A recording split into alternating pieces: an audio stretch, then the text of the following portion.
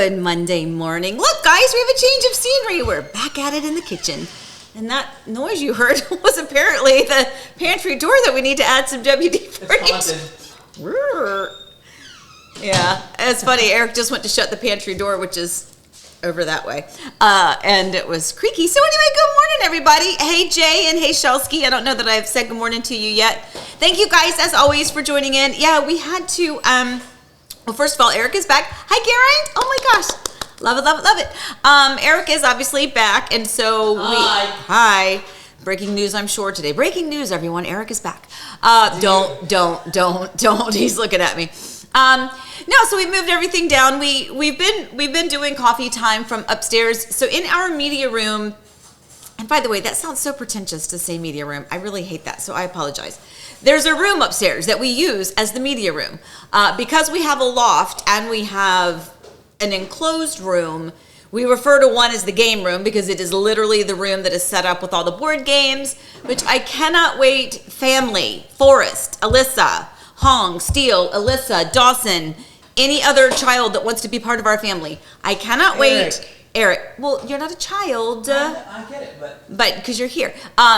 For Thanksgiving, like this is probably our last holiday season where as a family we can do things, play those board games. You know, I say adult board games. I don't mean adult board games. Did I say Elizabeth? You didn't say Elizabeth. Did I say Elizabeth? Elizabeth. I said Steele. Oh, Elizabeth. Oh my gosh, she's sitting right over there. She's so mad at me. I'm so sorry.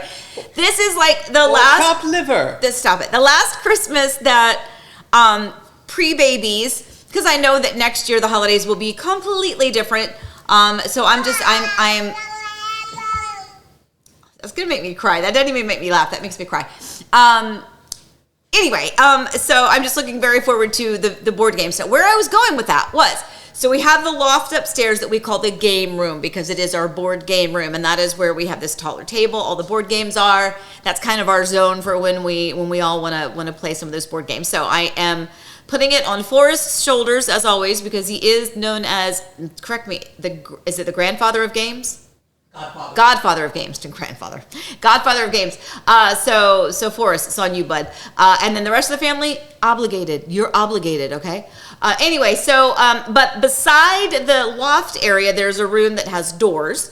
That room we use as the media room, and off of that is this little place that we call the pub.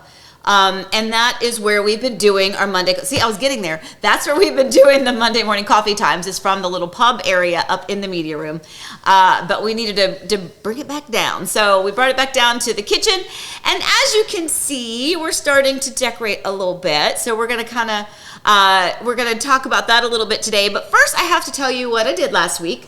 So I think it was, Elizabeth, you correct me, on Wednesday or Thursday of last week, I took Elizabeth to go pick up a prescription. God bless her. She's had nausea pretty bad. The nausea. I mean, stop it. She has thrown up a little bit with all the morning sickness, but she's had the nausea pretty bad. So anyway, the doctor prescribed some anti-nausea medicine. So we went to go pick it up. And while I was there was nobody like really in the pharmacy like waiting to be helped. So I was like, I really need to get my flu and my shingles shot, my vaccine. And Eric had already done it because he had a well checkup a couple weeks before. And so I was like, well, it's probably a good time to go ahead and do that before Thanksgiving comes, because if it does make me feel icky, last week was a good week to feel icky. And boy, it makes you feel icky. So I got that. So if you haven't, just a little friendly reminder, flu vaccines and shingles, if you're like me. I did have chicken pox when I was in kindergarten. And I won't say his name, but I'll say his first name was David. But when I was in kindergarten, I went to this private kindergarten where I grew up. It was the first year, I believe, as my mom tells the story, if I'm getting it right. The year that I was in kindergarten was the first year that that the public schools were adding kindergarten to the curriculum. And prior to that, if you wanted to go to kindergarten, you went to a private school. So I went to a private school. And in that private school, it was very small. But at the end of the school day, there weren't buses, so you would go outside and, and you kind of stand there and wait around, and your parents would come pick you up. Similar to what you do now, but far less organized and probably dangerous. The way we just all ran around like free. Anyway, I remember this little boy named David. He would chase me every day after school. And one day he caught me and he kissed me on my cheek and I got the chicken pox. So that's my chicken pox story. And I do remember that because I was devastated. I don't know why I just went into that other than to say. To make me jealous. You're kissing some boy named David. No, he kissed my cheek. And I don't know if that's how that makes it better. Anyway, so yes, I had the chicken pox when I was in kindergarten. I was very, very sad because I loved kindergarten. And and anyway, I missed out a little bit because of the chicken pox. So anyway, get your flu vaccine and shingles if you are like me and you need to get it. Anyway, so point is, where I was going with that is that if you've given birth, I mean, women, I'm just going to say, we have a pretty high pain tolerance, right? Our threshold for discomfort and pain and aches and pinches and things like that, it's pretty high, right? So vaccines never bothered me before. So they did the first shot, which was the flu, not a problem, easy breezy. She puts that second needle in my arm and oh my gosh, that shingles vaccine is intense. Obviously I survived it, but it was really painful going in. I actually let out a big ow. Anyway, so if you haven't had it yet, just, spoiler alert, kind of stings a little bit. So anyway, so good morning, all these people that have been popping through. I see you guys all talking. I love it. I love it. I love it. I love it. I love it. So if I have missed you by any chance, anyone else pop up? Dina, good morning. Rachel, Jane, good. Happy birthday to Jane, everybody. Make sure we all, yay, that was a good one. Okay, Erica, I applaud Eric for that one. Jane, that one's for you, babe. Anyway, so we have lots to talk about today. Even though my week was relatively calm because I had time in my schedule to get that vaccine, which allowed myself a couple of days to not feel groovy, which was good because I didn't feel groovy, but I still got lots accomplished, which we'll talk about here shortly. So let's go ahead and talk about what's brewing.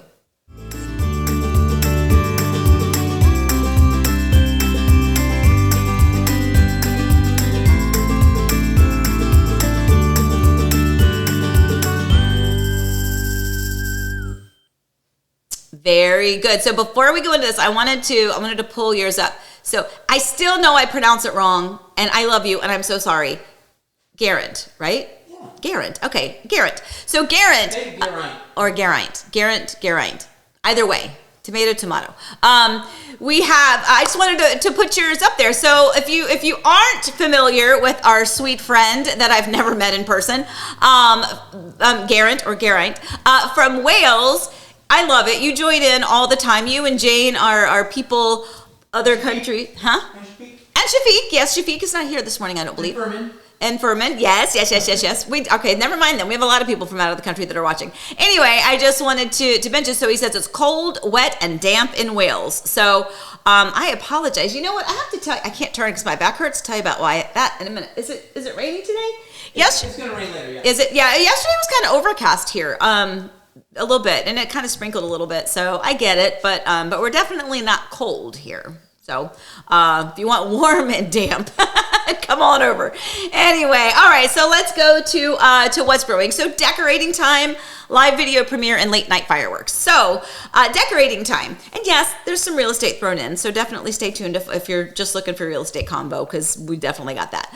Decorating time. So I used to feel guilty that I wanted to decorate sooner. And I think we talked about this before. I have just finally come to the realization, and I'm come to terms with the fact that September, October, I will decorate for fall. November, December will be for Christmas. And it doesn't mean that I'm not thankful at Thanksgiving. Indeed, I am. It just means that at Thanksgiving, I'm even more thankful that we're all enjoying some of the decorations. Although we do have a tradition, the day after Thanksgiving is when the kids actually put their ornaments on the tree. We've had a long-standing tradition of the Hallmark ornaments that my mom and my grandmom would get for us and for all of our kids, and we've continued that tradition. So all of our kids, Elizabeth, Dawson, Forrest, and Alyssa, all have their big tubs of all of their specific ornaments. And honestly, the whole point was that they would have their big box of ornaments that they would then take with them when they got married, when they got their own home, when they just moved on with their life. But I'm feeling a little selfish, and so I think we're rethinking that. I think maybe it's going to be even more important than when the grandchildren come over and we continue that tradition, and the grandchildren are putting on mom and dad's ornaments that they have for the tree here. So anyway, but it is decorating time. So, oh, wait. boy. Cheers to you. Good morning, Amy. I'm here on the other side of the kitchen counter with two big breaking news stories. First of all, it is pronounced Geraint. Geraint, like pint. Okay, Geraint. Like bear and pint is how he described it to us more than a year ago. Oh. But somehow we still haven't gotten it. Geraint. But it is Geraint. Geraint. Second of all, I'm told by sources very close to the man of the house, the tree will be going up today. Live from the other side of the counter. Okay. I'm Eric Kidwell. Okay, jeez. You know, his background in television production and all of those years performing, and he's very much kind of gone over the top when it comes to his, was it high, high, low, low, low, low, high? No, I reversed it, didn't I? Whatever. Don't do it. Don't do it. Don't do it. Well, now you set it up. I have to. So this is a Disney's backyard thing.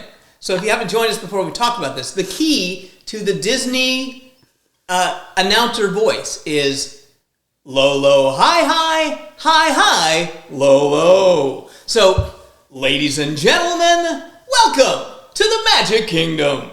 Right? So that's the whole thing. So, from the other side of the counter, I'm Eric Kidwell. Well done, babe. Yeah, that was fantastic. That was great. Also... Oh, no! I'm not going to break news. Okay. Also, I didn't do my hair. I'm sorry. Sorry. Speaking of hair, I'm getting mine done on Wednesday, I think. Yay. It's about time. Anyway. Okay, so decorating. So we because I wasn't feeling so groovy, it was a good time to kind of start to fiddle around with pulling things out.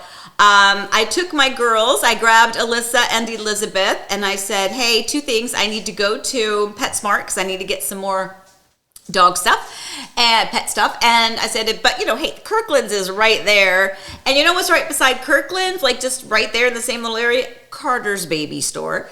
So I had my girls go with me. We were in... Gotta stop it.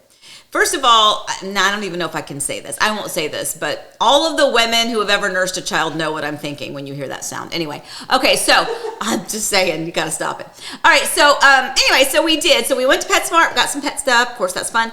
Went to Kirkland's, got some Kirkland's stuff because you have to. And then we went over to Carter's and we got some baby stuff, and that was super exciting. So we had a little outing, came back, started to decorate a little bit, pulling out some of the boxes and bins. I'm still missing things because I cannot find our stockings, and that's got me very, very, very upset. I don't want to talk about it too much because I'll probably start to cry. But here's the thing. I do not see Susan Forsgren. Have you seen Susan on this yet? No. Susan Forsgren. She's not here. Well, Susan Forsgren, dear friend from Virginia, when we first moved to Florida, she sent this to me because she knew it was really tough. That first Christmas, being away from home, and I say home, Virginia's home.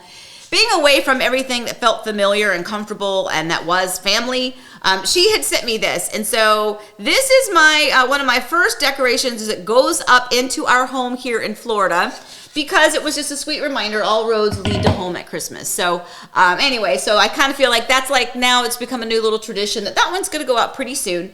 A couple of other traditions we have is we are, there was a period of time when me and my siblings we were all older, we were having kids ourselves, and so we started to collect the Department 56 villages.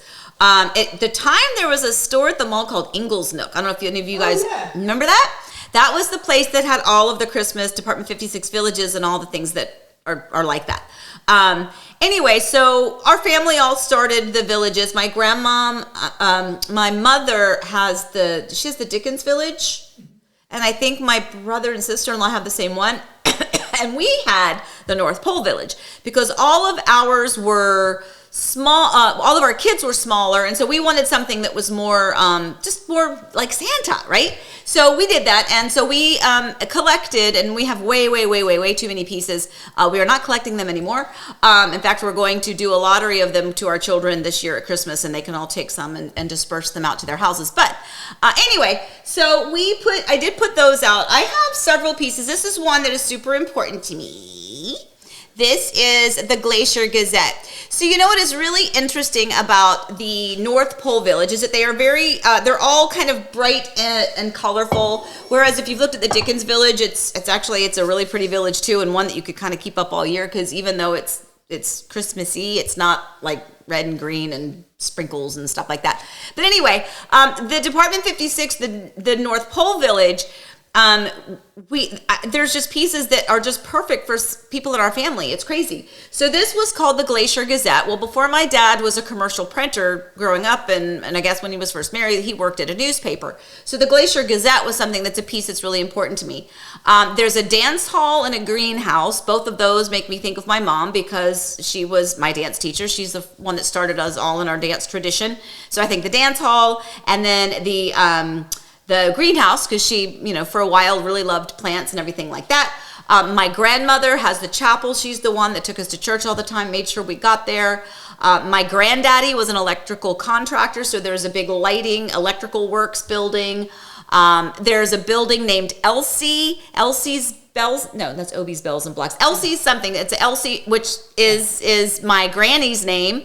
Nene, there's Nene's Dolls and Toys. Well, I had another, I shall call her my adopted grandmother. Anyway, the point is, there's so many buildings that mean so much to me, and it's just so coincidental that the North Pole Village has so many of those. Hey, Eric, I know you want to come over here. No, okay. Oh, he's looking. Gary Wandry's comment. Gary Wandry's Yankee Candle in Williamsburg is a great place. Oh. First of all, do they still have the Yankee Candle in Williamsburg? I mean, remember, we used to live there, so we would go to those outlets all the time. In fact, I used to go to the Lenox outlet forever to get the matching pieces to our china and stuff. But the Yankee Candle is a great place for Department 56. I'll have to look that up. I haven't seen it. Anyway, so point is, we started decorating a little bit. So I like to see that some of you have already been decorating. I don't feel so bad. I don't feel like we have to apologize anymore, because you know what? You do what makes you happy. And it's on the inside of my house. I'm not bothering anybody. Amy. Yes? Amy. Yes? I'm being told we have barking news. What?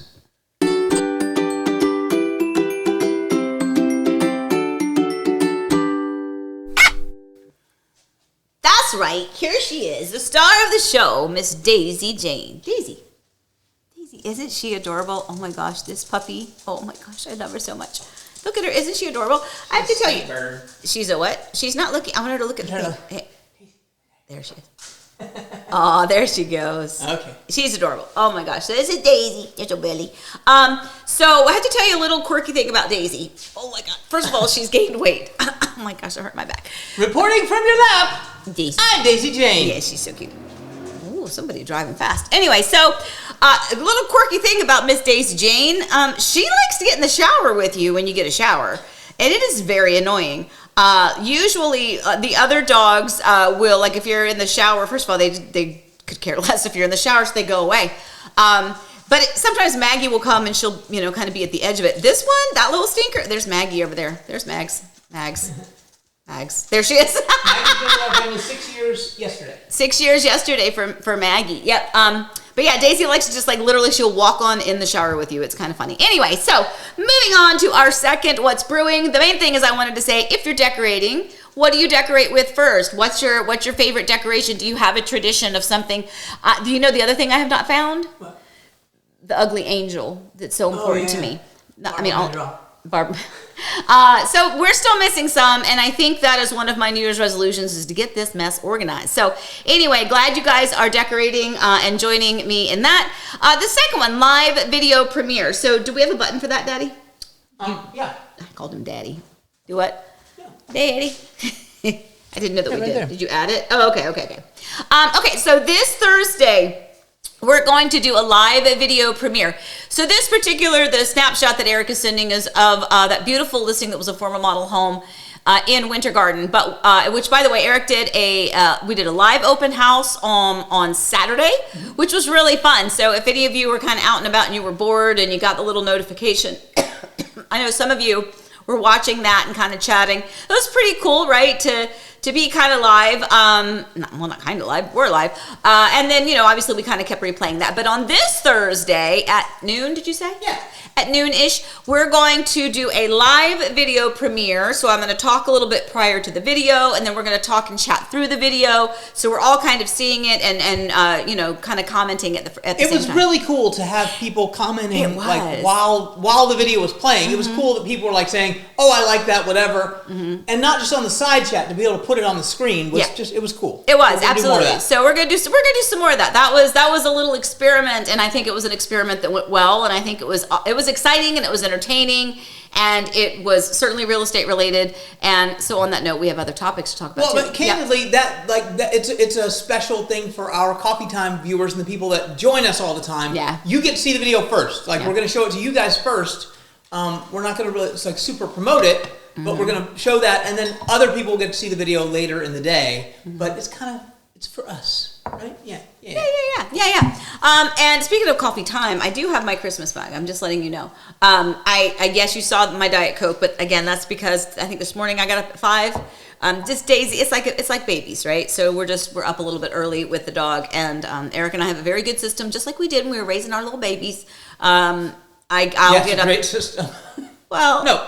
I acknowledge the system is good. It just makes me tired. I know it does. It makes him really tired, but Eric stays awake like super late and gets up throughout the night. And the reason I don't like to get up throughout the night is because it's pitch black dark out there, and Daisy has gotten through the fence a couple times, and I'm petrified it'll happen. She listens to him. Anyway, so video live premiere probably on Thursday around noon-ish. We'll figure that out, and that'll be one of the West Haven at Ovation models by Toll Brothers is going to be that video premiere. So, or live video premiere. So if you're hanging around, maybe prepping for the holidays, prepping for Thanksgiving, which is next week, crazy, And by the way, speaking of that, next Monday will be our Thanksgiving, kind of spectacular. Okay, well, I wasn't going to say spectacular because now the bar's way up here. But next week will be our Monday before Thanksgiving. So I know that you guys are going to have a lot of things that you need to do, but I want you to give yourself permission to calm down, grab that extra cup of coffee, and let's have our little hour together on Monday before the chaos begins and the fun begins. So anyway, so the third part of What's Brewing are the late night fireworks. Nope. So you don't need the second part, which is the. I did live video premiere. Do what? You didn't do the first one, which is for us. It's the first button. There you go. Button. There you go. Right there. Yeah. Oh, I didn't know that was this one. I thought this was just somewhere else in the thing. Oh, I guess it is. I screwed up. So go late night fireworks. Sorry. Go ahead. I'm just the producer. No, I want specialness for that one. So Anyway, all right. So let's finish up our What's Brewing topic. So late night fireworks. So this is really funny because if you live here in Disney's backyard, you may have had trouble sleeping last night, or maybe not. I slept through it like a baby. But Eric heard it a lot more. The puppy did not. The puppy did not, right? So tonight into Monday, November 13th, we will be launching fireworks at Magic Kingdom Park between 11:30 p.m. and approximately 2 a.m. We apologize to our neighbors and guests for this late night inconvenience. Happy holidays. So when you live here in Disney's backyard, you get these types of messages from the mouse himself saying, hey, look, you know what? In order to make everything so magical and spectacular here at Disney, it doesn't just happen. There are rehearsals. There are things that need to happen. And without, shutting down the parks, they do that. For instance, they've been filming things in advance. Their Christmas specials, Christmas parades, things like that. Spoiler alert, those aren't done live. Some of them have already been done. So when you live here, you get to be a part of all of that and knowing that's happening right there. And sometimes you get the extra little benefit of I'm getting to see lots of extra fireworks if you feel like you want to, walk your dog at 1:00 and see the fireworks. So actually we appreciate that very much though. They are very, very considerate, as you would expect them to be. Customer service is key for them. So they let us know when those inconveniences are going to happen so that we can be prepped for it. And I have to tell you, I had a question last time. Somebody said something about fireworks, about our dogs. So because we do live here, and yes, you can hear them. You kind of know when they're going off, but you really become immune to them. You don't, unless they're kind of out of time or out of sequence, you might go, oh, what was that? Oh, fireworks. And then you go on with your day. But our dogs hate fireworks that are being done in our neighborhood. Whenever there's a holiday and you've got the neighborhood people setting them off, which is illegal, but people still do it. Drives me nuts. We're not going to get on that topic right now. That is what freaks the pets out. That's what freaks the dogs out. The ones at Disney, not a problem at all. I don't know if it's because it's far enough away or it's high enough up or what it is, but it doesn't bother them at all. Like literally, they don't wake up. They don't even like shake or anything. They're good to go. Anyway, so don't forget, by the way, before I start taking questions, if you have questions, don't forget to put them in. Capital Q with a colon would be super helpful to help me find them.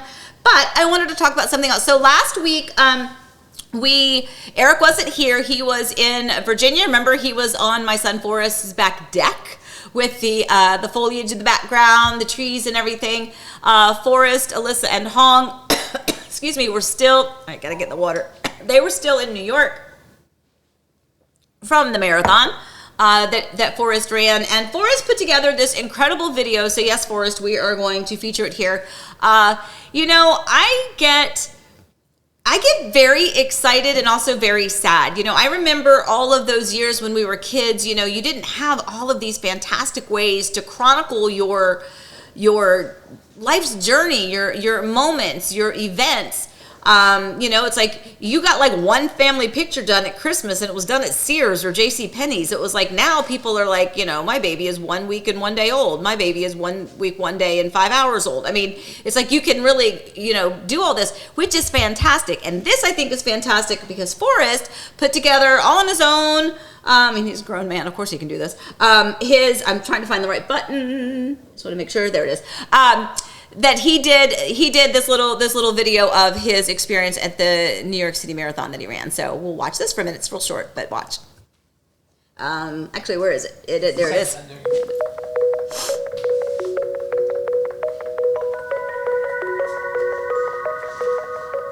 I'm digging through the glove box. I thought I had a map in here. The driver's door doesn't lock. I bought the car my junior year. In my backpack, and you can pick our soundtrack. We're heading for the East Coast tonight, so pack your bags and hold on tight, 'cause we're taking off.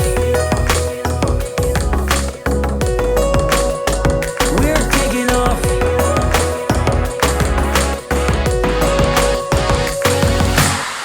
Run away with me. We're on the way to New York City. Take my hand and see Manhattan never looks so pretty. Travel light and see the world right. You'll never know if you never go. So run away with me and say hello to New York City. Feet up on the dashboard. We're driving with the windows down. Did you forget your phone cord? We'll buy one in the next small town. Get dinner at an IHOP, a shower at a truck stop. We'll listen to some Johnny Cash. Take my hand and don't look back, 'cause we're moving on. We're moving on.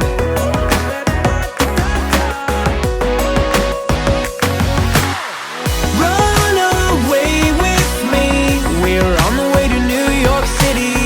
Take my hand and see Manhattan never looks so pretty. Travel light and see the world right. You'll never know if you never go. So run away with me and say hello to New York City.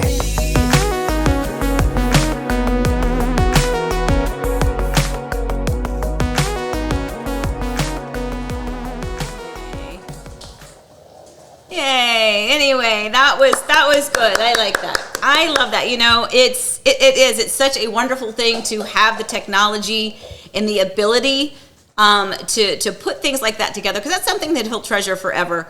So that's awesome. And like as a mom, I'm like, oh, my baby. Like, did you see him hobbling at the end? He was in so much pain, but it's okay. He did it. Anyway, and the next one coming up is the Disney Marathon, which is coming in January. So he is still recuperating and recovering and giving his leg and knee some time off, and then he'll get back at it. And he has a lot of friends coming for that one too. And he was just, if you didn't join us last week or didn't know, he ran 70 miles a few weeks before that. Yeah.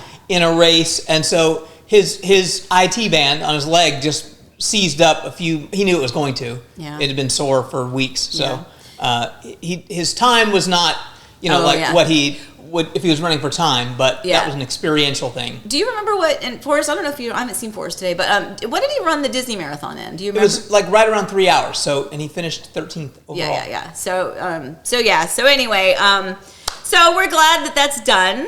Glad that he is recuperating and recovering from that. And I'm also really glad that I get to see him soon because I need to have both of my boys. Forrest needs to get here. And then as far as Dawson with college, last thing, we didn't mention this. I promise we're going to talk real estate. Just hang in there. Dawson, if you did not pay attention, game day is going to be at JMU. Wow. So the campus and the kids went cuckoo crazy when that was announced. And Dawson was already going to be staying there to watch the game on Saturday. Darn it, I was hoping, he could theoretically have come home an extra day or two early for Thanksgiving, but he had already decided he wanted to go to that game. And then when they made the announcement, now you see everybody on this Facebook page is going, anyone got tickets? My daughter was going to come home or my son was going to come home and now they want to stay. So it's a very big deal.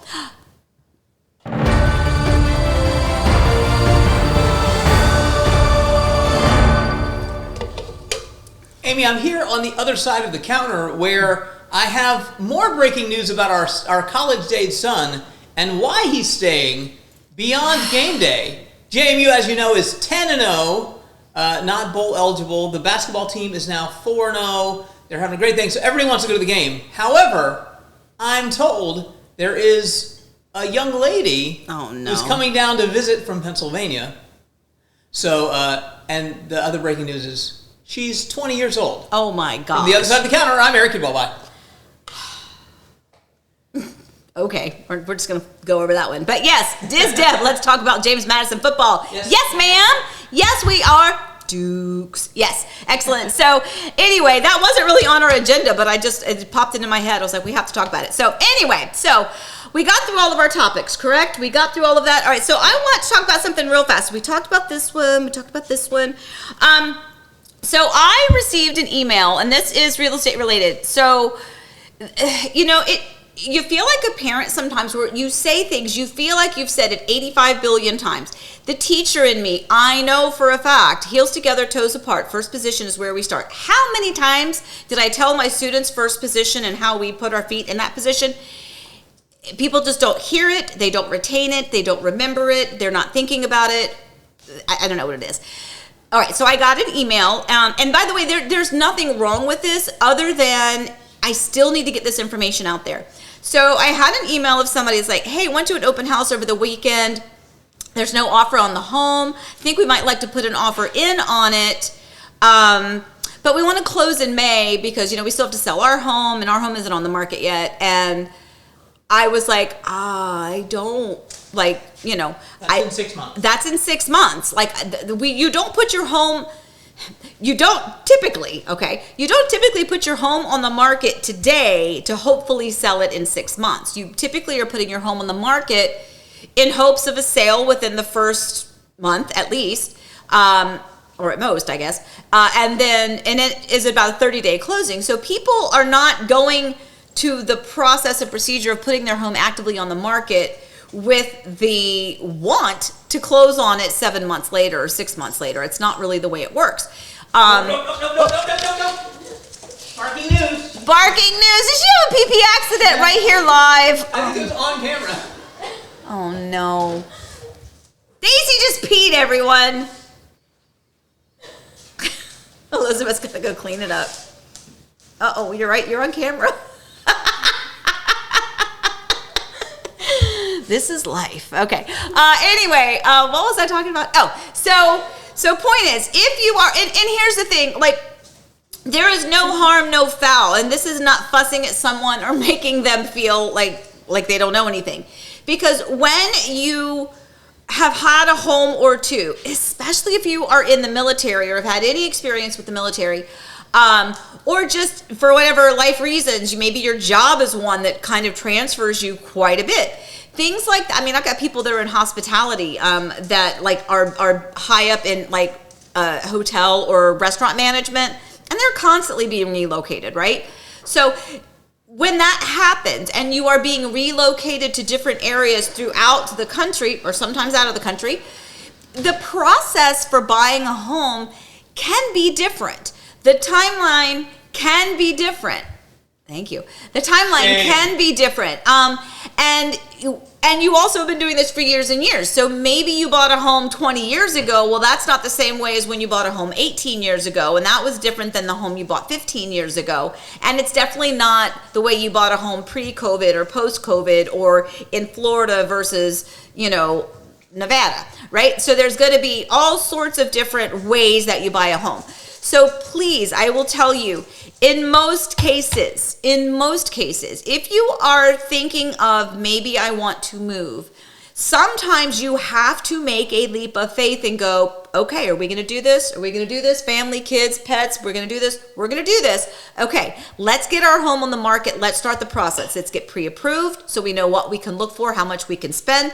Let's decide, first of all, get your realtor involved. Get that pre-approval. Start looking at options and opportunity. Find out what the market is doing, where you are looking. Decide if you need to sell your existing home financially, whether or not that financial contingency to sell even exists. If it doesn't exist, then you're golden. You can do what you want when you want. But if it exists like it does for most people, then you have to get all of these dominoes lined up. You've got to get everything in place before you just go, hey, I'm going to go to an open house. I like that home. Hey, you know what? Let's buy it. But we don't want to close until May. Doesn't really work that way, although it has and it can. It used to be that you would go find a home, and if you found a home that you liked, then you would get your pre-approval. And yeah, that was normal before. It's just not normal anymore. So if you are looking to purchase a home, if you are thinking you might want to, just please make sure that the first thing you need to do is reach out to a realtor that is, a professional that is active in your area. If it's in my area, please call me. But if it's, if you're not moving to Florida and you live in Wales, Geraint, and you're thinking of moving, you need to reach out to that local professional because they can tell you what is working and how things are done where you are. But it's almost commonsensical that at this point, when inventory is low, where we are in the time of year, that you do your due diligence and find out financially what that price point looks like and if you are contingent to sell your existing home. And then you start the process with full expectation that if you have to sell your home, that taking care of your existing home needs to be priority number one before we find priority number two, which is where you're going to go. And I know that doesn't seem right because you don't know where you're going until you sell what you have, but you don't want to sell what you have until you know where you're going. I know, we get that. But anyway, so just please make sure that you do that, because when I got that email, I was kind of like, what are we doing? What are we doing? And then I realized, well, you know what? The process is different. And even you could be a very experienced home buyer, but if there's so many different ways and processes and timelines and countries and states and everything, maybe it just, you don't remember how it should be done, or more importantly, how it needs to be done where you are looking to purchase. So that being said, there's some real estate advice for you. All right, so let's go see if we got any questions, because nope. You guys you're not supposed to let me down. They're just enjoying our family chaos. Yeah. This is more like a reality show, isn't it? A little bit, like dogs peeing, the chew toy squeaking over there, Elizabeth running by in her sweatpants, cleaning up the wonky. Today's show is brought to you by Ruggables. Ruggables, the washable rug. Yeah, you know what? Ruggables, by the way, we get Ruggables. So I wanted to tell you another little thing. So we are, this is real estate related. Do you remember how we did the home series of when we were building this home that we're in now? We did that, and we also did the pool series that we shared with you about, the whole pool build process. Well, there is an element of design that we wanted to do to the interior of our home. It's not been done yet, and I wanted to do a series on it just for fun, to kind of document how that went. That would be a video that we added to our YouTube channel, of course, as well. So you could either watch it in its series form or in its completed form. Obviously, I'll be giving you guys updates here once we find the person to do it. But I needed to vent a little bit. So there is a wall that we have over there. And you can't really see it from here, but it's a very tall 2-story wall. And I'm producing. Hi, Elizabeth. Oh, honey, what are you doing? It's that wall. No, it's not that wall. Oh, it's not? It's the other one? Okay, what's the one on the opposite side? It's the one on the opposite side. But anyway, so that room over there that he just showed you, there's a wall on the opposite side. It backs up to where you see the little, hold on, God, weatherman, I would never be. All right, you see where my thumb is pointing to where that K is? On the side of that wall that goes around, that is where it's a big giant 2-story wall. And we wanted to do kind of like the tall fireplace wall. I know it's Florida. I know. Don't laugh at me. But we're gonna have grandbabies, and I need to have a place for stockings. So I wanted to do the 2-story, kind of like the mantle and the electric fireplace, obviously. Electric fireplace, the mantle, some stone work, and some trim work, and then I wanted to do some trim work on the opposite wall of that. So there's a guy that I was following on Instagram a lot, and I was like, you know what, he's really good. It looks like he does exactly what we're looking for. Reached out to him after I figured out how. By the way, sometimes people make it very hard to figure out how to reach out to you. And on that note, where's my ticker? Eric put it up. How do people get in touch with me, hon? But on that note, I finally reached out to him.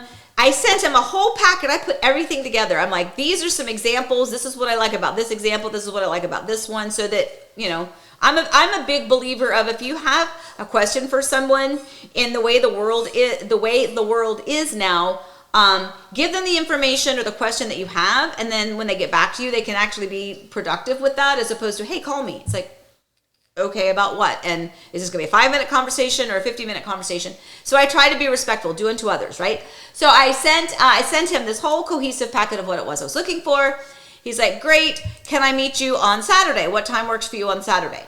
So I emailed back, how about Saturday at 10 o'clock? This is weeks ago, by the way. So I'm expecting this person to show up on Saturday at 10 o'clock, rearrange my schedule so I could be here Saturday at 10 o'clock. The guy never shows up.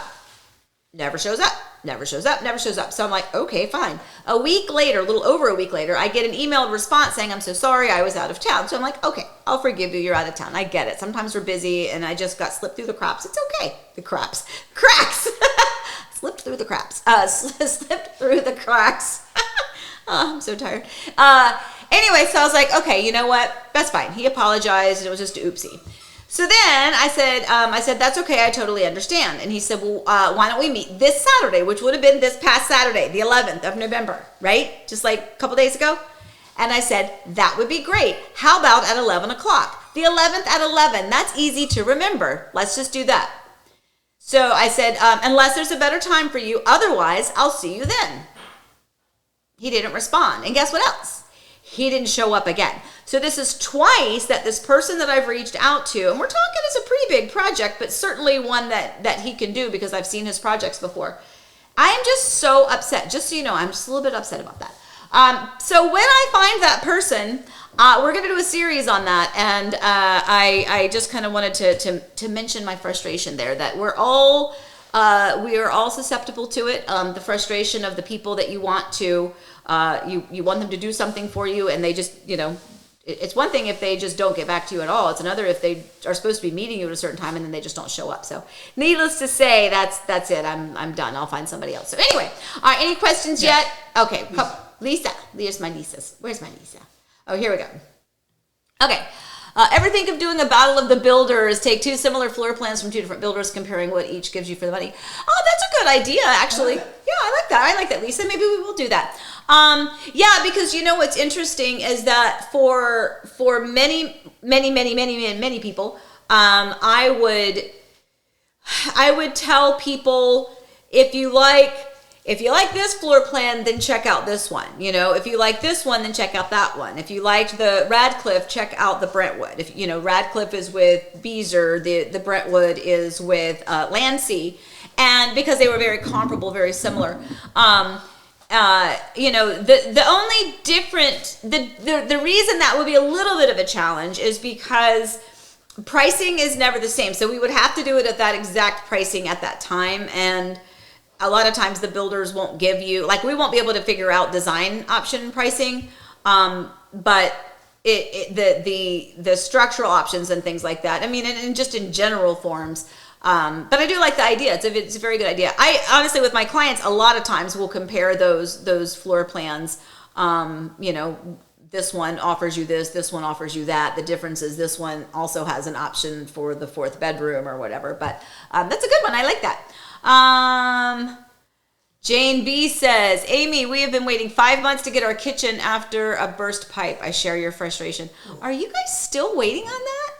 Didn't that happen right before they came here? Oh my gosh, Jane. Yeah, it's really, really, really, really, really frustrating. And it's like, I'm totally fine if somebody says, you know what, I'm just too busy. I can't do that. In fact, I had a realtor that I had a client that wanted to purchase in an area that was a little bit further away from me. So I called a realtor there for a referral. And she goes, Amy, I would really love to do it. She goes, I just don't have the time. Well, you know what? I'm glad you told me that you don't have the time, because then I can just move on and find somebody that does. And no harm, no foul if you don't have time. That's okay. Congratulations. You're busy. I'm not mad. I'm not offended. I'm not upset. But I'd rather you just say that, because I don't have time to waste. And we're going to be getting, we weren't going to be doing this till after the first of the year anyway. I certainly don't want to have everything in disarray right now for the holidays. But anyway, I'll still do that for you. So, any other questions? You can do Allie knows. Allie knows. Where's my Allie knows? Allie knows everything. Allie knows everything.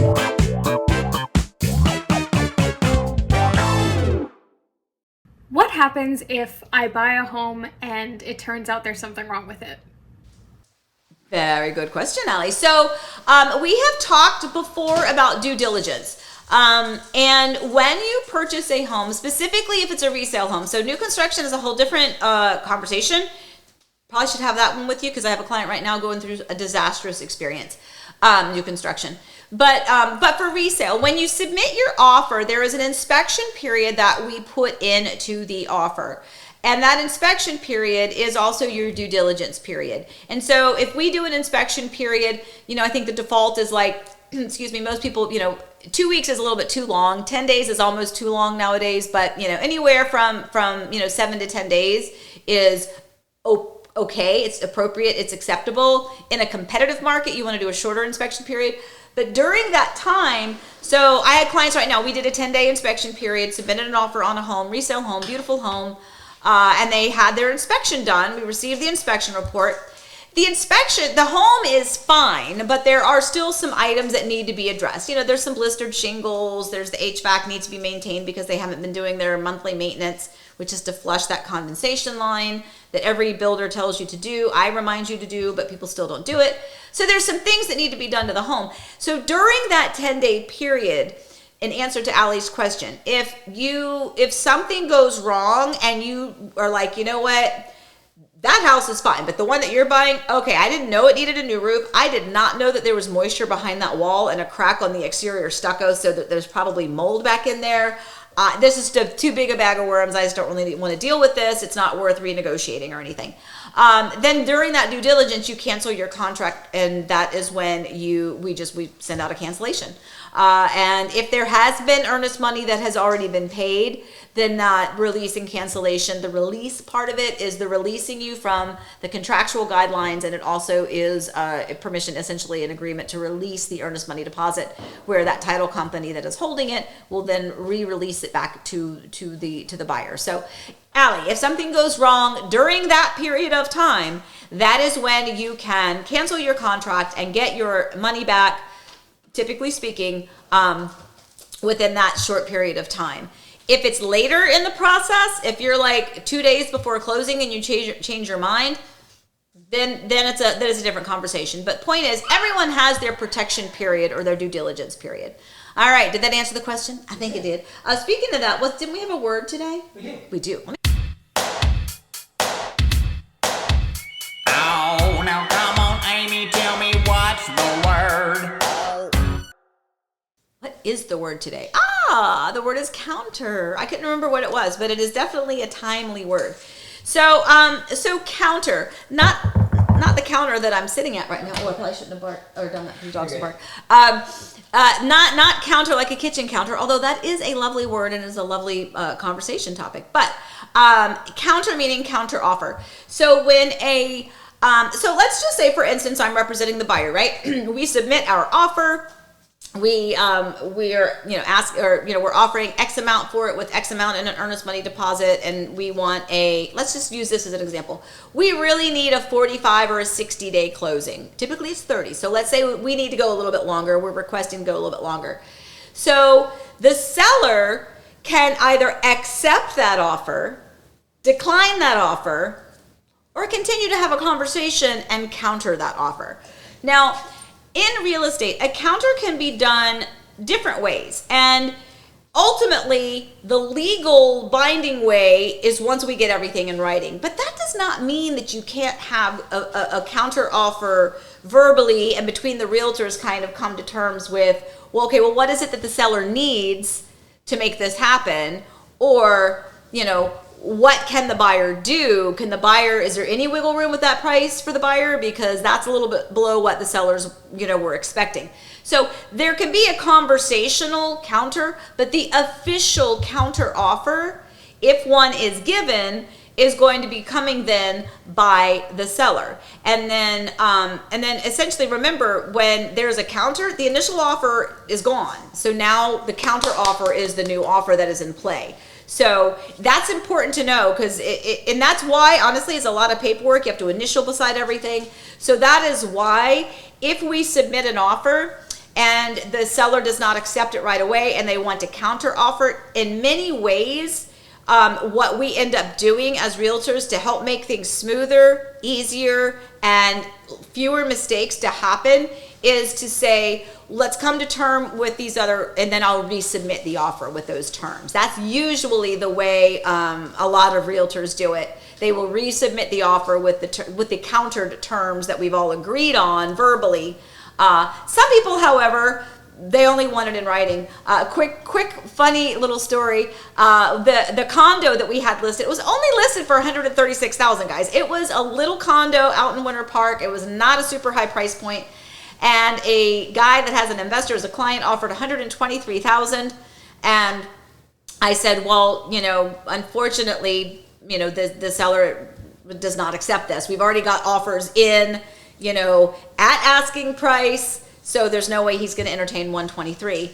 And they're like, well, could the seller, give us a counter? And we're like, no. I said, if you can provide as your highest and best. We now have multiple offers.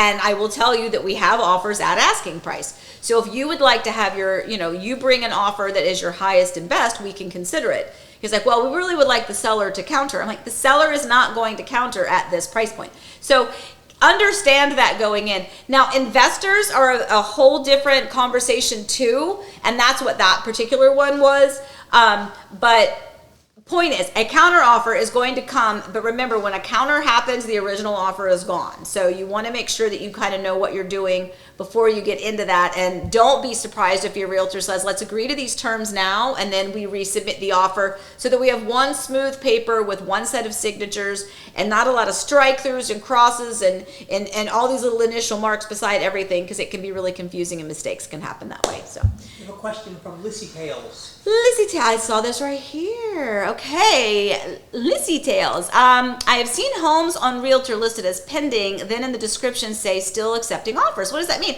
That is a fantastic one. Okay, so when an offer is pending, and again, I'm not sure if it is in, in this state that you're looking in, but through the MLS. So for instance, let's say that, and I have one, I have that condo right now. We have a cash offer on it, but it still is accepting backup offers. Only because you just never know. And sometimes you've got a smooth, clean, easy process. They've waived inspection or they're through that. So really what that means is they have an accepted offer on that home. That home is already under contract. The wheels are spinning behind. Title is doing their municipal lien searches, their estoppel, title searches. All of those things are happening behind the scenes. They've probably already paid their earnest money deposit. Everybody is getting that train toward closing, but still accepting offers really means still accepting backup offers. Because if something happens, let's say maybe that person that they accepted the offer with has a contingency to close, could be a good thing, or a contingency to sell. Maybe the buyer of that property is not quite that strong. Maybe there's a condition, or a contingency that still means it's not a done deal. It's not solid. So basically that's what it means. Already under contract, and we plan on moving forward with the contract that we have in hand. Something could go wrong with that deal, whether it's buyer's financing, buyer's contingencies, inspection, who knows what it is. So that's what that means. That's a really good question. So if you'll see ours, it'll say pending, but taking back up offers. That's what usually they will say. That's a good one.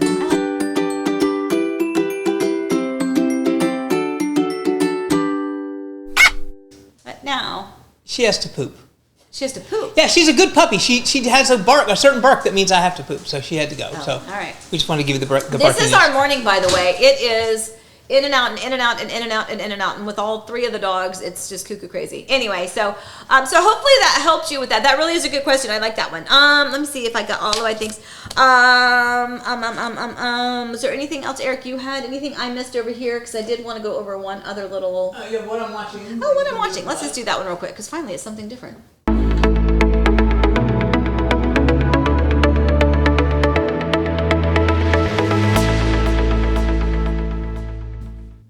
Okay, shocker. I am still watching the 100, but this was our sweet daughter, Alyssa. Apparently, Alyssa and Hong really rave over Lost in Space. Now, as a kid growing up, we watched Lost in Space on TV. So I was like, I don't know if I really need to see that again. Not exactly the same at all. We're only on... It's in color. It is in color, first of all. Yes, correct. And the graphics are amazing. But Elizabeth and I, now that Elizabeth is here full time until hubby gets back from deployment, and then they can finally move into their own home. So she's with us. So Elizabeth and I we'll do our little, hey, want to watch an episode of our show? So I like that. We'll make some coffee, or not coffee for her because she's, unless it's decaf. We'll go upstairs and watch this episode, or yesterday we watched a couple episodes down here while Eric was watching football. So anyway, so that's what we're watching now. But I hear it's fantastic. I'm into it. Very much so, but we've only gotten into the first 4 or 5 episodes. So if you have seen that, let me know what you think of it. You have a comment from Gara? I just was getting Amy here in the UK. The next, and I think the final episodes of The Crown is being aired on Netflix in the next couple of weeks. Are you serious? Okay, so did we already get it or no? No. You're ahead of us? Okay. Yeah, we haven't seen those. Because Eric and I definitely watched The Crown. That was something that Eric and I would watch together each of the seasons. But that was Nice. Sneak peek. So all right. Put up John Hickman's comment. Okay. Oh, It wasn't a question. I But accidentally touched something. Well, that's how you do it. That's how I do it. I don't know if you just click off of that. What are you trying to do? I was just trying to go back to this popped up right here. Oh, that's okay. That doesn't matter. Cool. Okay. Oh, there you go. There you go. Yeah, Okay, cool. we So go here. Okay. John Hickman. John, hello. Just joined, but plan to watch the replay. We arrived in Florida. It was Friday at midnight. Let the new adventure begin. Yay! Woo! And then Kim has a question. We love it. Love it. Welcome to Disney's backyard. We love that. And then who did you say had a Kim? Kim has a question too. Kim's question. Do builders usually give you plenty of time to make travel arrangements for inspections? Nope. No, ma'am. Nope. And this, Kim, that is a really good question too. I know you guys were slow to send them in this morning, but that's a really good one. So, first of all, remember, I don't agree with the builders. Okay, my duty is to my clients. But part of my duty to my clients, and Kim is one of them, is to set the expectation of what is going to happen from that builder's perspective. And it's not that I agree with them. So I do not agree with them. In fact, so do not agree with them on so many things. But in answer to your question, Kim, no, the builder is building the home at their pace. Okay, they have to keep things going and going and going and going. So when a home gets to, let's say, pre-drywall, right? When it's ready for that pre-drywall walkthrough, or if you decide that you're going to have a third party do a pre-drywall inspection, you need to communicate that with them, right? They need to know that that's happening, but they're not necessarily going to say, hey, look, we're 3 weeks out from that. It's time for you to make travel arrangements. They're going to say, okay, we passed our framing and drywall's been delivered. Drywall's going to go up on Tuesday. And you're like, what the what? So yes, you may not get a lot of time or a lot of notification for that. So sometimes you do, like sometimes the builder will be communicative. The main thing is to make sure that everybody is aware if you are going to have a third party do an inspection on the property while it is under construction. That is really the biggest thing, because the builder does not want to, I say it's a well-oiled machine. That almost gives them a little bit too much credit, but you understand where I'm going with that. They have got the system behind what we can see going. And so they're looking at building a house. That is their priority. They love that you're going to buy their home, but you are not their priority. Their priority is getting the home built. And therefore, they're scheduling, they're ordering supplies, they're getting those trades out there, they're scheduling inspections. And that's happening just constantly behind the scenes.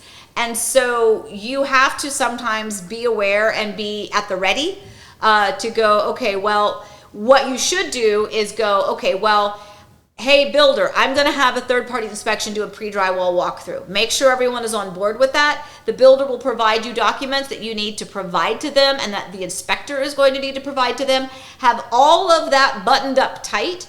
The only outstanding point of it is, when is that going to happen? But at least if you have done all of the paperwork and the approval, all of the due diligence, you've paid for it ahead of time, it's going to be a little bit easier for you to go, hey, inspector, we just got the all clear from the builder. Can we get an inspector out there in the next 3 days? That's going to be a lot easier, a lot more manageable than to start the process with 3 days notice. So anyways, but yeah, Cam, you're getting closer. You have some comments about that, like from Susie Q and from Sydney and from Susie, Kim, it's been challenging to build in Florida from out of state for us, but Amy has been a godsend. Susie, you are very sweet to say that, and I'm gonna untoot my horn. I feel like we have not. You're building a little bit further than our normal beaten path. Not too terribly far, but we are certainly always at the ready for you to answer questions and to to get somewhere if somebody needs something. But Susie, you're very sweet, very sweet. We love you. We love that you are going to be here and you're going to be neighbors a little bit further away, but not too terribly far. But thank you for that. And then Sydney, that seems stressful for someone like I can speak. Slow it down. That seems stressful for someone living out of state. Yeah, Sydney, it is. And all of this has prompted me to start a builder series because they need to know what they're doing wrong. And they need to care about what they're doing wrong. They're not going to give a rat's patootie about what I have to say to them. But for instance, I think I mentioned this before, there was a builder, Meritage was the builder, and they were going to do away with giving you 30 days notice before you close on your home, and they were going to go to like 2 weeks. And I'm like, people can't uproot their life and throw it into high gear in 2 weeks when you are moving. Like, it's not just about closing on the home, builders, it's about moving. You have to get your home packed and ready. You have to get the movers on schedule. And they're not like, hey, I can be there tomorrow. That stuff takes time. And it's time that, just common decency should be able to give you 30 days notice. And I feel like 30 days is fair. That's giving you a month to get all of the things prepped and ready and get your trucks ordered or your packers or your movers and everything prepped for closing. But yes, I agree, Sydney. It is very stressful. And part of it is because, part of it is because, and this is frustrating. I'm looking at these chats over here. Kathleen, well said, challenging. Yes, it is. The other thing that is frustrating is that part of why the builders don't want to give you any information is because if they do and something goes wonky on their end, they're just getting an earful from you because the builder told you that drywall was going up on Thursday and you made special arrangements to do this, that, or the other, and now they missed that target, and now drywall's not going up until the following week because there was a framing issue. So the builder's like, we're just not going to tell it. Our job is to build the home. We're going to build the home as we build the home. Yes, we're going to fail some inspections, and yes, we're going to fix things, and yes, that can affect our timeline. Yeah, it can be very frustrating. So that's why a lot of the builders don't want to do it, because they're not meeting things on their end and they don't want to get fussed at by the homeowner. And I'm like, you know what? There's still ways that we could make everybody happy, or at least understand the inconvenience that they're creating for people. So Kim says, you recommend a third-party inspection. I've talked about this a lot. The truth is several things. I think that the older I get, and the more things have changed from the builder side, the more I am encouraging people to get a third-party inspection. I didn't really used to pre-closing on the home. I still, to this day, 100% feel like every single person that builds a new construction home, before their 1-year warranty is up with their builder, that they hire that third-party inspection and have it done at that time.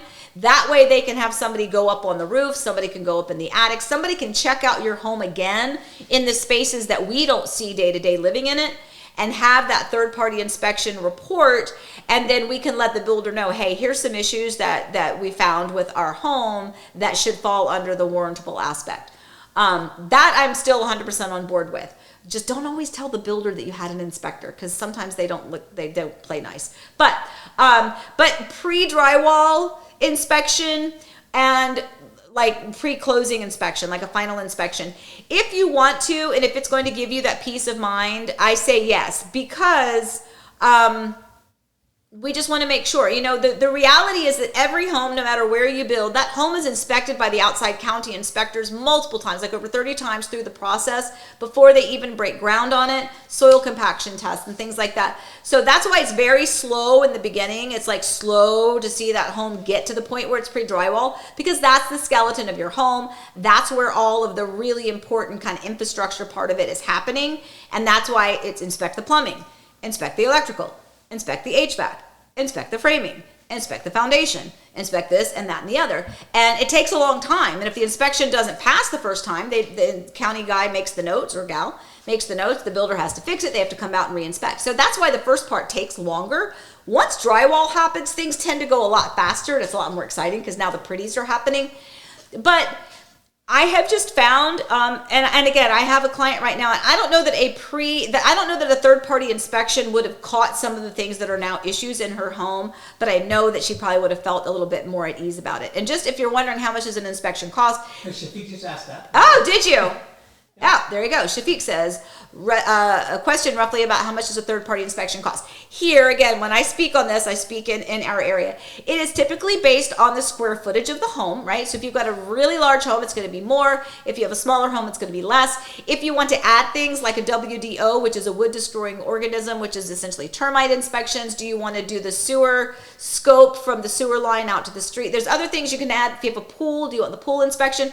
But if you're just doing a typical home inspection, you're talking, again, anywhere probably from $300 to maybe $600 on average, which if you ask me, when you're spending hundreds of thousands of dollars, that small amount of money, even if they don't find anything, is going to be great peace of mind. Now keep in mind, one of the reasons that some people don't want to do an inspection, the builders don't want you to do an inspection, is because they're going by county code, right? So they have to meet or exceed county code. If they get the all clear from the county, that's what they're obligated to do. They're not obligated to appease an inspector who says this wasn't applied correctly. Well, if it was applied to the manufacturer's recommendations and it meets or exceeds code, we don't have an argument there. So there's some little nuances that can be frustrating and tiresome. But a lot of times inspectors will want you to feel like you got your money's worth, so they will give you every little detail. And some of those aren't really things that are of a concern in some ways. So anyway, so lots of talk about those third-party inspectors. Kim, we can have a chat about that. More questions. More questions. Oh my gosh, we got you on a topic now. John Hickman, if I upgraded my insulation throughout the house, how can I confirm it's the right kind? You and me both, my friend. We did the exact same thing, and so I don't know so R38 is what builders here build with the majority of the time. You can upgrade it. You can do extra sound barriers and soundproofing. The way you can check that out is, first of all, you ask the builder, have the builder at your pre-drywall walkthrough show you and demonstrate to you where is it stated that this is the upgraded insulation. Sometimes it is an honor system, but I mean, they're not going to not do it if you ordered it unless it was a mistake. But that's a very good point, because when the drywall goes up, my friend, it's done. Yeah, it's also, I mean, when you're going in pre-drywall, I mean, every piece of insulation is labeled. Yeah. If it's the pre-rolled insulation, if it's spray foam insulation, then Right. that's that. It's both type and location. So you kind of have to look back at your contract. That's one of those things where I think the salesperson to the builder, that sometimes gets crisscrossed. They offer that package and the builder doesn't think about it. So, and the upgrades are basically going to be interior walls usually, and that usually what you can upgrade. Mm-hmm. Most of the builders won't say, well, you can upgrade from an R38 to an R, 80 million, whatever. They're not going to let you do that, but they'll put insulation in different places.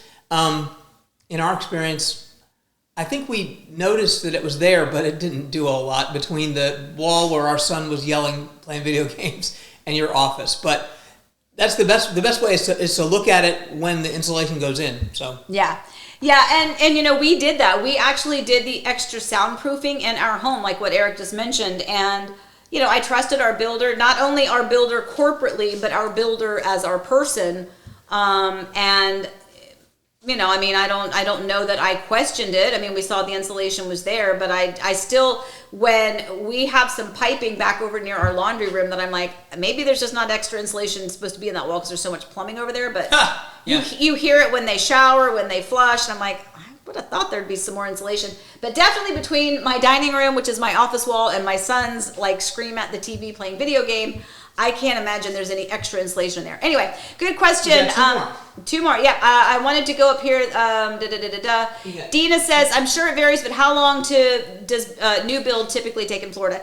And again, Dina, this is a great question, but it is really all over the place, my friend. So if you were to build from dirt, where you get to pick a lot, pick your floor plan, pick your structural options, pick your pretties, the whole thing from beginning all the way to the end, it really depends on the area and the county, but I would say at this point, expect 10 to 12 months.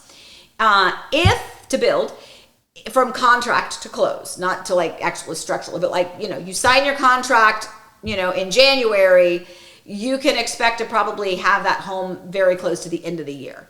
And because it's from contract to close is what we want to think about. The actual build doesn't take nearly as long. A lot of it is the permitting part of it.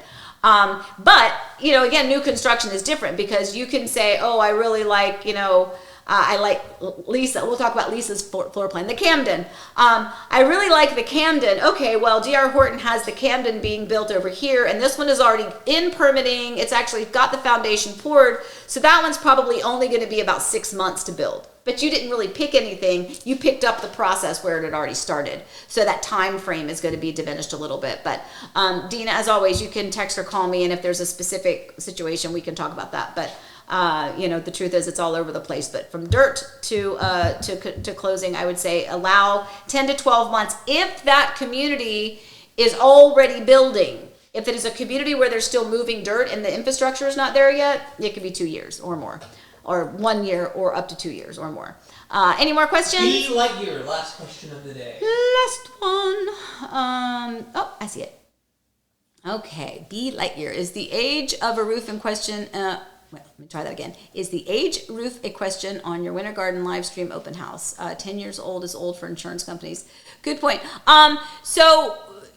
You mean just in general? I think he means on that particular home. Do we have a concern that the roof is of a certain age that's a problem? Oh, for the one that we did for Johns Lake Point? Yeah, and I would say no because, and you can correct me if I'm wrong, but the inspectors will go up and look at the inspection, and the insurance company will look, and if it says end of life or whatever it may be, insurance companies, as you know, are squeezing here. But it is the age, but it's also the condition. Because you can have a 10-year-old roof that's in great shape. Yeah. You can have a 5-year-old roof that's horrible. So they're mostly looking at that first. When you get to 15 years, isn't that about where they start going, wait a minute? With a shingle roof. Anyway. And it also depends on the exposure to the elements. So if you can imagine you've got a home... that you take the exact home built at the exact same time and put one out in the middle of nowhere in Florida where the sun is beating down on it and it's getting constantly just killed by the sun, or winds and rain and all of the other elements that we have, or you have a home that's the exact same floor plan, exact same age, built in an area where it's a little bit more canopied, a little bit more protected from some of the natural elements and things like that, that roof is going to age and deteriorate at a different pace. So that is why, kind of going off of what Eric said, it's really about the condition of the roof more so than the age, because it really is about the exposure, where that home is located, if it's protected at all. But that's a good question. It's a good question. And that seller actually did an inspection before he listed the home. Yes, he did. Yes. So he knows that the roof is in good shape. Yep. So we have no concerns about that house. Again, it's like serious, like dream buyer on that one, or dream seller on that one, because prior to that, like so many things he did to that home that I wouldn't even necessarily, I don't say recommend, but I wouldn't suggest that most people have to do to their home. But anyway, on that note, we have had a long one for a coffee time that I thought we were going to end like 30 minutes ago. We are way over our time, my friends. I know you guys have a lot to do this week. As always, we so appreciate you guys. You are our little family here, so we appreciate that. We have a lot, just want to throw this out there. This is the Inside Scoop. We have a lot of listings that are going to be going active in most cases right after the first of the year. Everything from smaller condos to investment properties you can use as short-term rentals and investment property Airbnbs, all the way up to some magnificent, massive 2-story dual master homes on corner home sites. Lots and lots of things that are coming up. So we didn't really get to touch on them today, but I did want to throw those out there. So if you're still looking and you're not looking right now and you're thinking maybe after the first of the year, call me and reach out, because I know about these up here. We just can't advertise them quite yet. So anyway, on that note, guys, I am going to continue on with my Monday. I've got to deal with some inspection issues for one of my listings. Get somebody their time to go sign their documents for closing today, and all of the other fun bits of being a real estate agent here in Disney's backyard. So as always, guys, where's my wrap up? As always, we appreciate you guys so much. Please stay safe, stay well. Remember, we love you. We are thankful for you at this time of Thanksgiving. I will see you next Monday. Don't forget for our little Thanksgiving episode or version of and live on Thursday at noon. And live on Thursday at noon. For our live video premiere of one of the new models over at Toll Brothers West Haven at Ovation here in the Ovation Village at Disney's backyard. All right, guys, have a great day. Have a great week. Stay safe, stay well. We'll see you later. Bye.